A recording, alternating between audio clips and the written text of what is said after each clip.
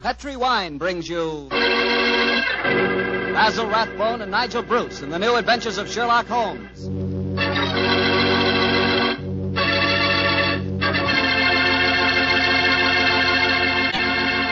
The Petri family, the family that took time to bring you good wine, invite you to listen to Dr. Watson tell us another exciting adventure he shared with his old friend, that master detective, Sherlock Holmes. And I'd like to talk about an adventure myself, an adventure in good eating.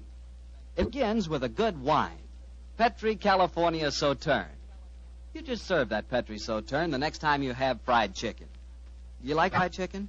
Cooked so it's crispy and a beautiful reddish gold color on the outside and just as tender as all get out on the inside. Ah, that's chicken. But wait till you try it with Petri Sauterne. That's a wine. That Petri Sauterne is a pale, delicate golden color. You can just look at it and you know it's going to be one of the most delicious wines you've ever tasted, if not the most delicious. Petri Sauterne is not only wonderful with chicken, it's great with fish or any kind of seafood, too. Get a bottle of Petri Sauterne. When it's a Petri wine, it's a good wine.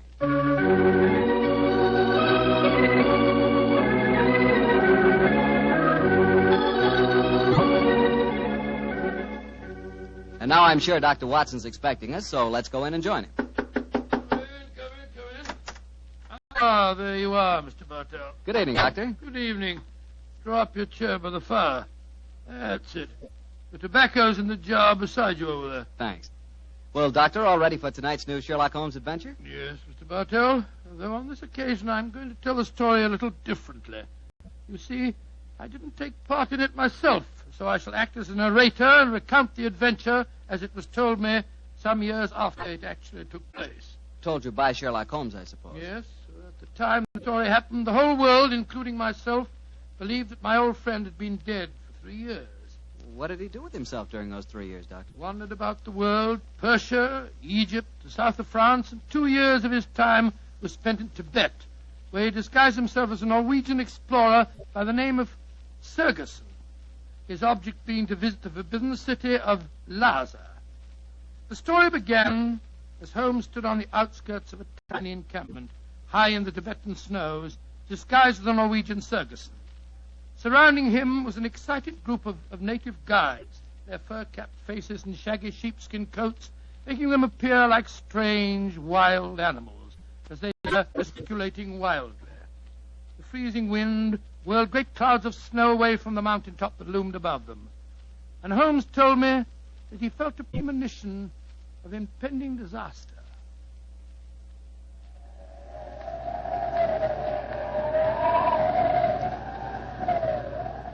Sir, my men will go no further. They say the goddess of the mountain is angry.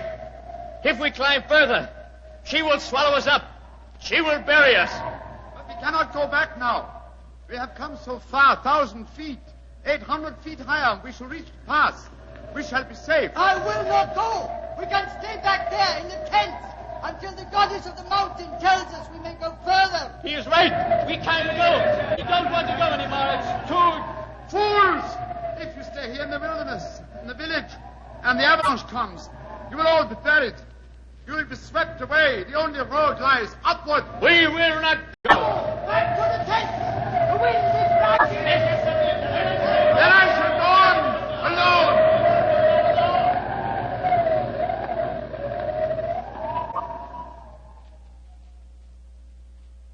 alone. Holmes was the only one who survived.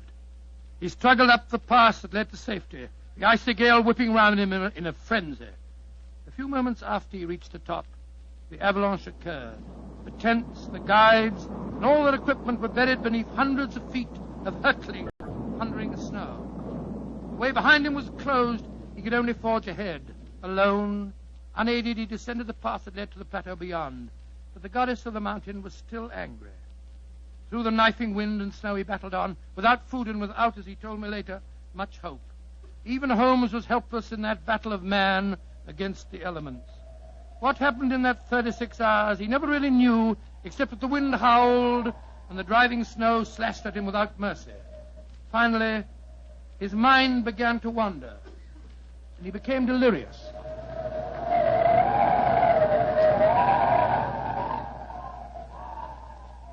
Watson, dear boy, hand me my violin, will you? Moriarty, I want to introduce to you the goddess of the mountain. I think you will have a lot in common. 221B Baker Street, cabby. For heaven's sake, get me as fast as you can. I think I've caught a chill.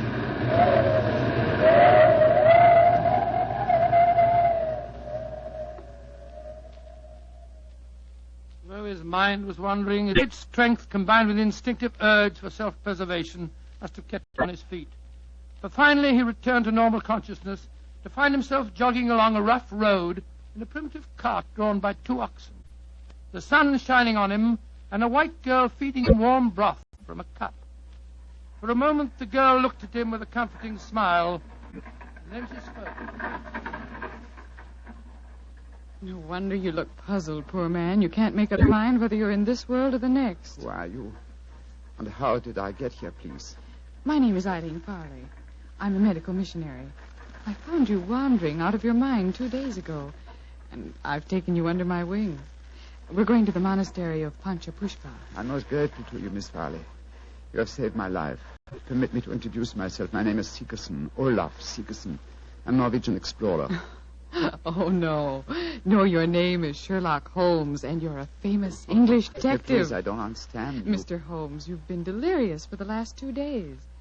In your ravings, I was delighted to learn that the great Sherlock Holmes did not die 2 years ago at the Reichenbach Falls. I can see that further simulation is useless, my dear young lady. However, I must implore you to keep my secret. It's essential that for a while longer the world continues to think me dead. You don't need to worry, Mr. Holmes. I'm a great admirer of yours, and I promise that no one will ever learn your secret from my lips. Try drinking a little more broth. You're dreadfully weak. Thank you so much. Help me, please. Please, to give me help. Another white man travels the road to Panchapushpa. Stop the cart! You need help? Stop! My own cart has broken the wheel.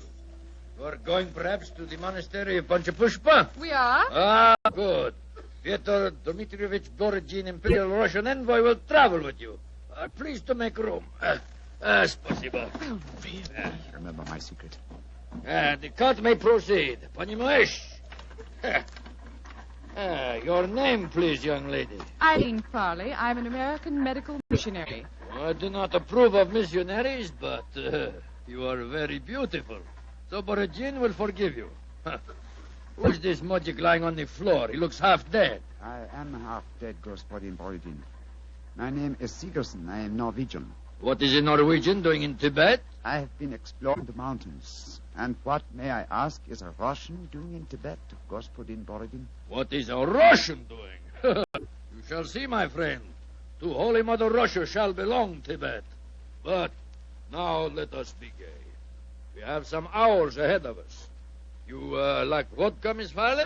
I'm afraid I don't drink. Borodin will teach you to drink. Then he will sing you songs of his native Russia. We shall be happy. Ay, chiki, chiki, chiki, gor, vashni, more, diastri. Singing. Holmes told me that every note jarred his aching, weary head. After a few hours, the strangely assorted trio arrived at the gates of the monastery. An edifice, as Holmes told me, of great antiquity and of breathtaking beauty, and built in the shadow of a giant mountain. He was fed and bathed, and shortly afterwards he found himself together with his 2 companions in the presence of the head abbot himself, a man of great age and infinite wisdom. The faint chanting of religious music could be heard coming from another part of the monastery. As the old man spoke,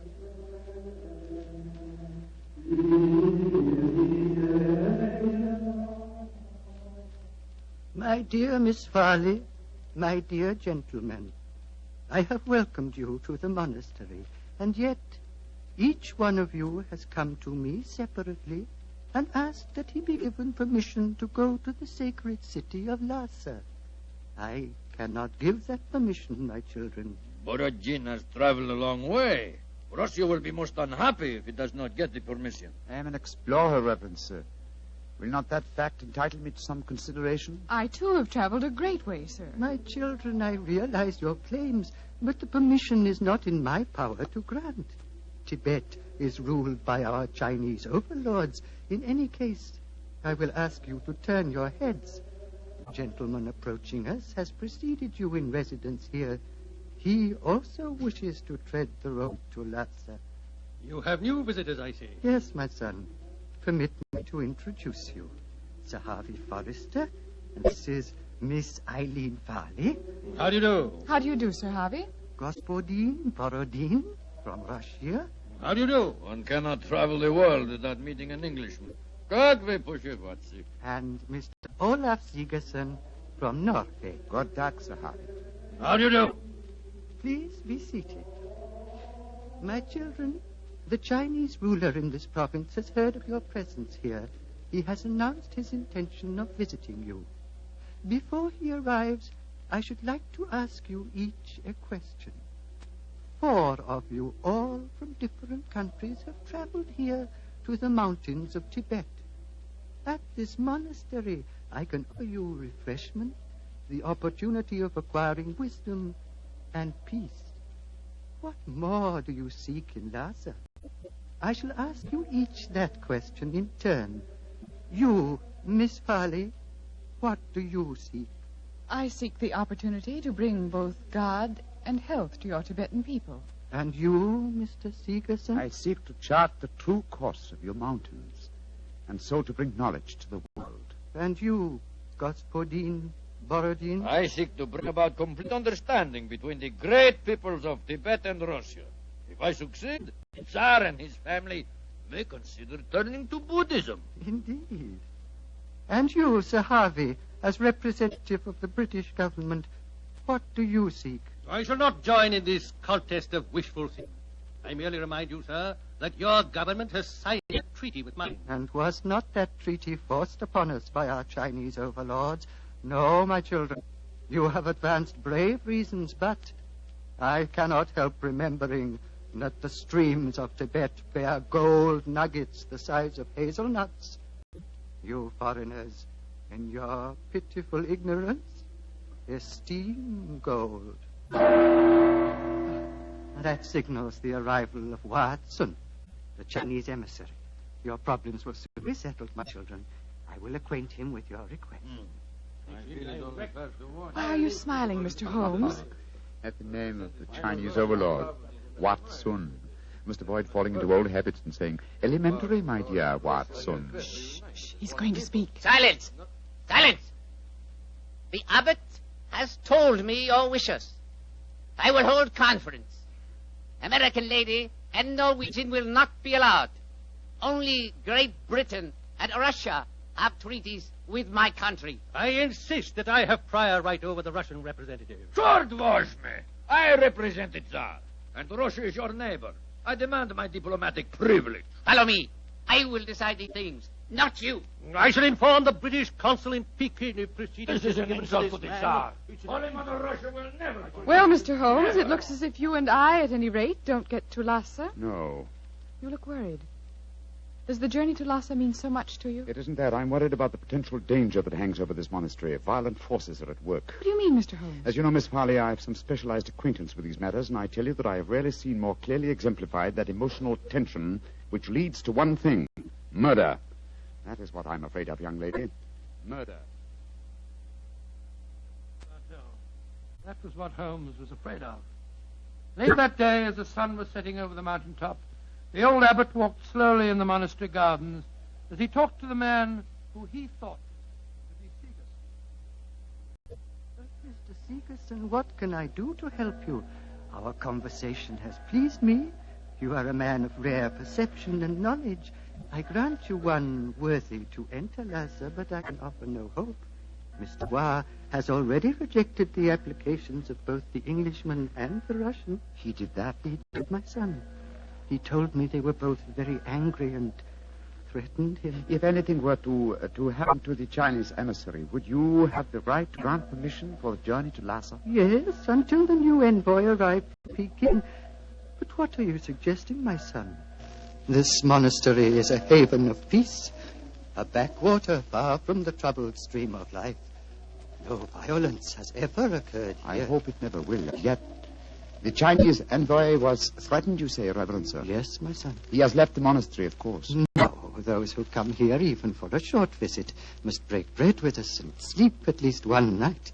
Mr. Wah is quartered in the cell you see before us. Then do you mind if we call on him, Reverend Sir? Of course not, my son, though you will not waste your breath in talking to him. He will not give you permission to take the road to Lhasa. He sleeps, my son. Let us not disturb him. If you don't mind, Reverend Sir, I must waken him, if he can be wakened. What can be wrong? I think I know. I'm going in.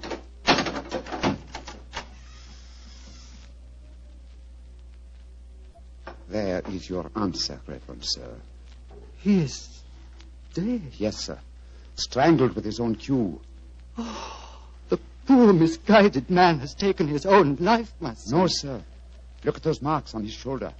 He has been murdered. But what are we to do? As it happens, Reverend Sir, I've had a certain amount of experience with these matters in my own country. If I were to produce the murderer for you with certain proof of his guilt, would you authorize my going to Lhasa? Yes, since for a few days that permission is mine to give, I will grant it. You fill me with a strange confidence, but how will you find this taker of life? I can't tell you now, sir, but I shall find him. All that I require is a little assistance from you, sir. Of course. What is it? Let us both leave the cell, post a guard here, and give him strict orders that no one is to enter unless accompanied by me. Very well. But, my son, where are you going? Before very long, sir, I hope to be on my way to Lhasa.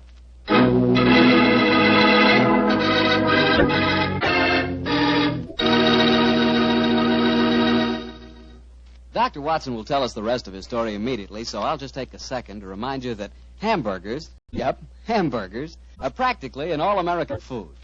We all love a good hamburger, but wait till you taste a juicy hamburger together with a glass of Petri California Burgundy.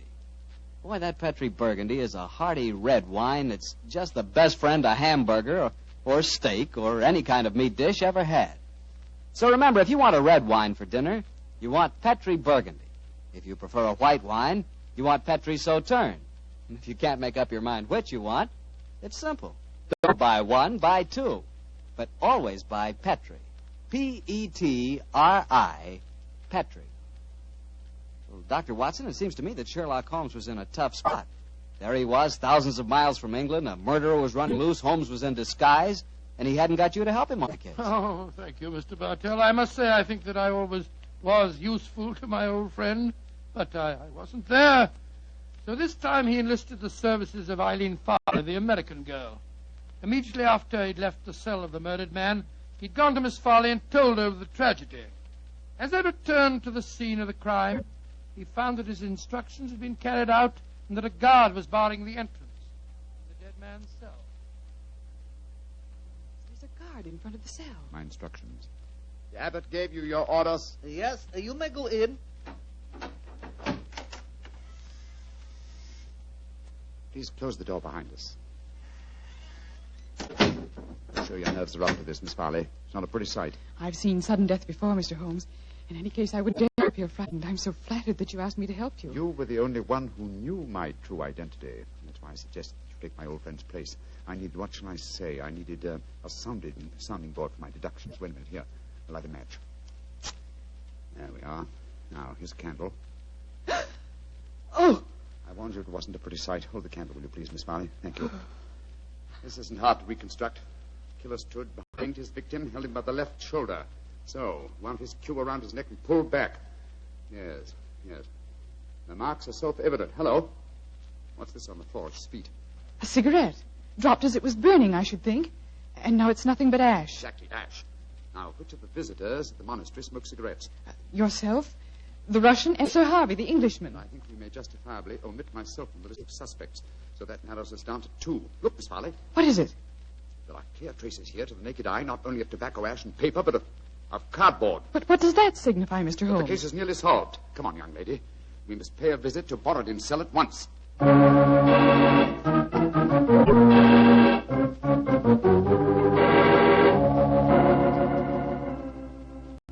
Arguments. Always, Sir Harvey Forrester, you give me the argument. But, my dear Borodin... I am not your dear Borodin. I'm Pyotr Dmitrovich Borodin, ambassador of Holy Mother Russia, and no friend of yours. Come in. The missionary girl and the sick Norwegian. Come in. We will drink vodka, and I will sing Russian songs for you. We haven't come here to listen to songs. The Chinese envoy was murdered tonight. So we have been told, my dear. Sir Harvey and I are very happy because of his death, are we not? Well, I won't pretend I'm heartbroken. Rasputin Borodin, What is it, Norwegian? you were in the cell tonight at the time of the murder. Huh? That's a lie. I can prove it. In that cell, I've just found ashes, of totally burned cigarette ashes that included fragments of cardboard. Only a Russian cigarette has a cardboard mouthpiece. What you can or cannot prove is of no interest to me, Sigerson. He's very obstinate tonight, Sigerson. We've just been having a political argument. Couldn't agree on a single point, except on the danger of the common man. He was telling me of the most extraordinary revolution in his estates. Do you know they chop off one of his hands? Dreadful. Your hand, Borodin. Which one? As God was merciful, my left hand. The one beneath your glove? He's made of wax, my good Norwegian. He's made of wax. Well, see for yourself. Extraordinary. It's more than that. It is conclusive proof. What do you mean, Mr. Seegerson? I cannot tell you now. I must leave you here. Let me warn you, the three of you will be well advised to keep an eye on each other. Meanwhile, I must see the abbot. Why, Mr. Seegerson? Because now I know who murdered Vatsun.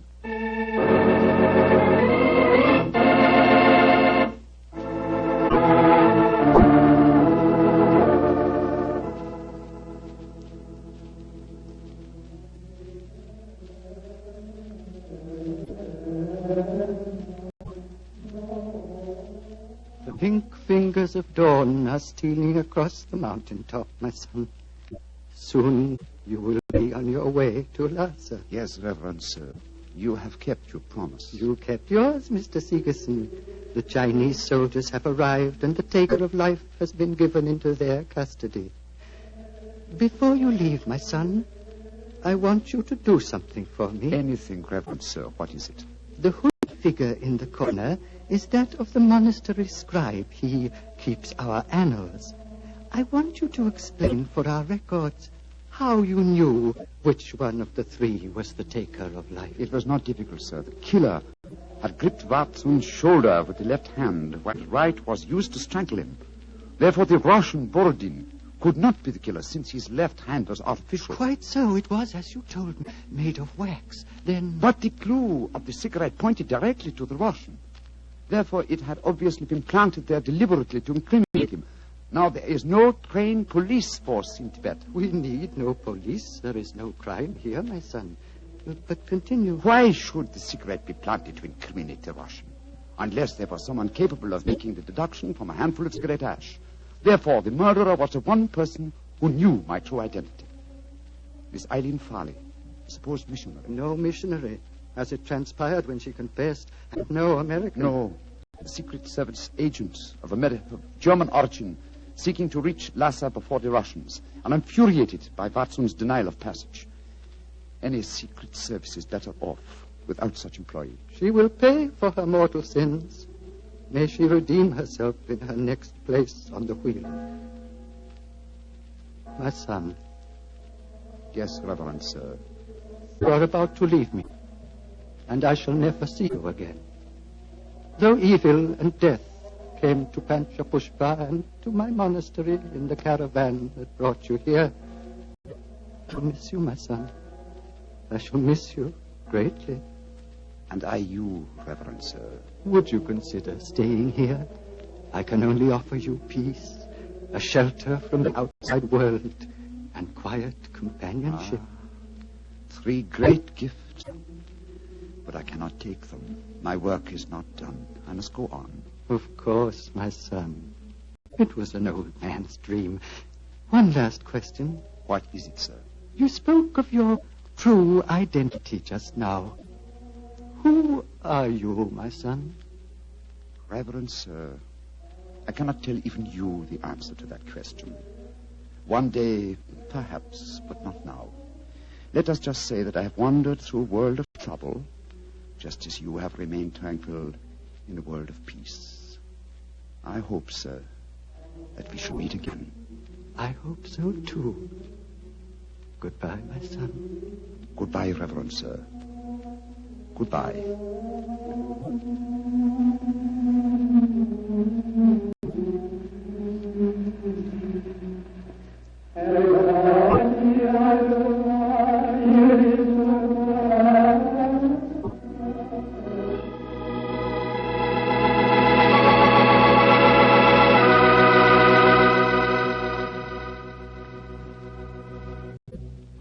Doctor, that was really an unusual story.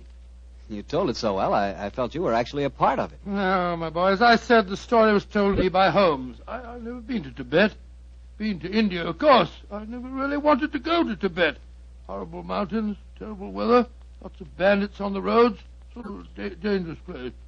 Doctor, you're not afraid of danger, are you? 10 years ago, Mr. Bartell, a question like that would be an insult. Today I realize that all of us, unless we're stupid, have some fear of danger.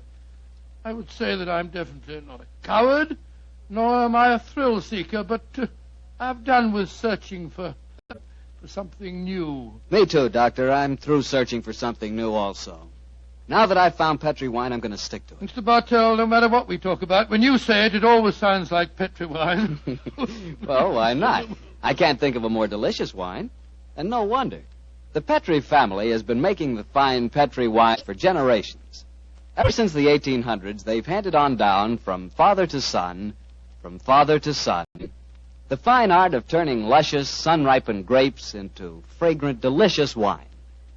And because the making of Petri wine is a family affair, you can rest assured that the Petri family takes pride in doing a good job.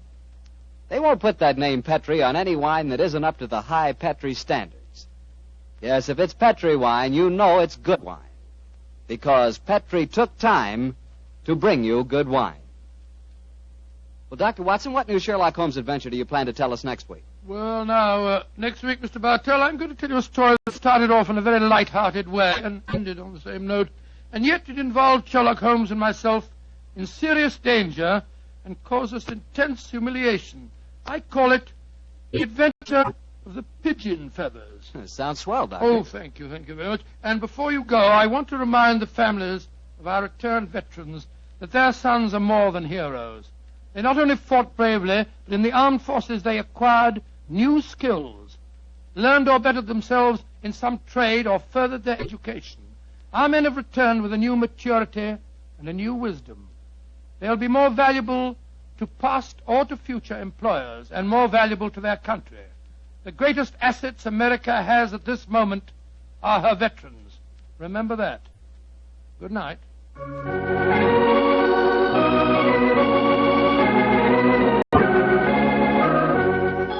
Tonight's Sherlock Holmes adventure was written by Dennis Green and Anthony Boucher and was suggested by and in the Sir Arthur Conan Doyle story, The Adventure of the Empty House. Music is by Dean Foster.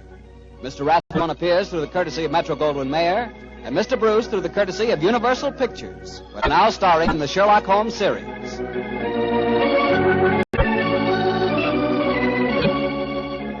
The Petri Wine Company of San Francisco, California, invites you to tune in again next week, same time, same station. Sherlock Holmes comes to you from our Hollywood studios.